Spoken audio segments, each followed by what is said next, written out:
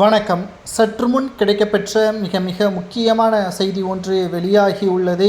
எடப்பாடி பழனிசாமியுடன் அதிமுகவின் எம்எல்ஏக்கள் கூண்டோடு புதிய ஆளுநரிடம் ராஜினாமா கடிதத்தை கொடுக்க தேர்தல் ஆணையம் வலியுறுத்தியுள்ளது.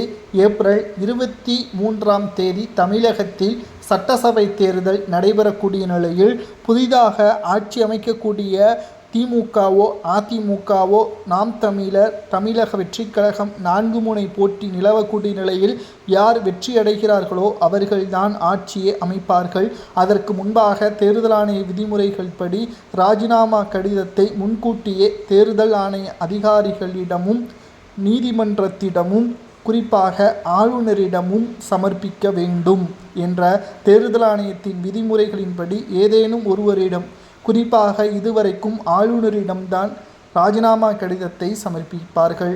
இதனால் இந்த முறையும் எடப்பாடி பழனிசாமியுடன் அதிமுகவின் எம்எல்ஏக்கள் அனைவரும் கூண்டோடு தனது ராஜினாமா கடிதத்தை ஆளுநரிடம் சமர்ப்பிக்க உள்ளனர்.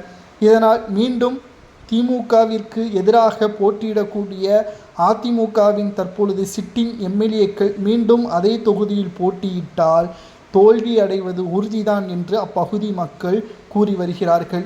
புதிய வேட்பாளர்களை எடப்பாடி களம் இறக்கினாலும் கூட வெற்றியடைவது கடினம். ஏனென்றால் அதிமுகவில் முன்பு இருந்தது போல் தொண்டர்கள் வலிமையோடும் எடப்பாடிக்கு விசுவாசியாகவும் இல்லை.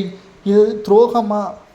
அதிமுகவின் தொண்டர்கள் துரோகம் செய்கிறார்களா என்று கேட்டால் நிச்சயமாக நாம் அப்படி கூறவே கூடாது. எடப்பாடி செய்த துரோகத்திற்குத்தான் தற்பொழுது அதிமுகவின் தொண்டர்கள் விசுவாசத்தை ஓபிஎஸ்ஸிற்கு காட்டுவதாகவும் தகவல்கள் கிடைக்கப்பெற்றுள்ளது.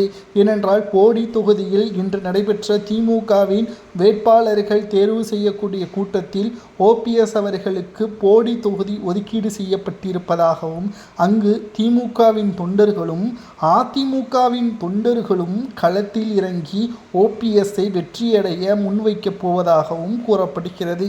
தென் மாவட்டங்களில் இருந்து ஒருபோதும் அதிமுகவிற்கு ஓட்டுக்கள் வராது. எடப்பாடி பழனிசாமி தலைமை இருக்கும் வரை நிச்சயமாக அதிமுக வெற்றியடையாது என்ற தகவலும் தற்பொழுது கிடைக்கப்பெற்றுள்ளது. 2026 சட்டசபை தேர்தல் அரசியல் களத்தில் ஒரு திருப்பு முனையாக மாறப்போகிறது. தற்பொழுது எடப்பாடியுடன் அதிமுகவின் எம்எல்ஏக்கள் 61 பேர் தனது ராஜினாமா கடிதத்தை புதிய ஆளுநரிடம் சமர்ப்பிக்க உள்ளனர்.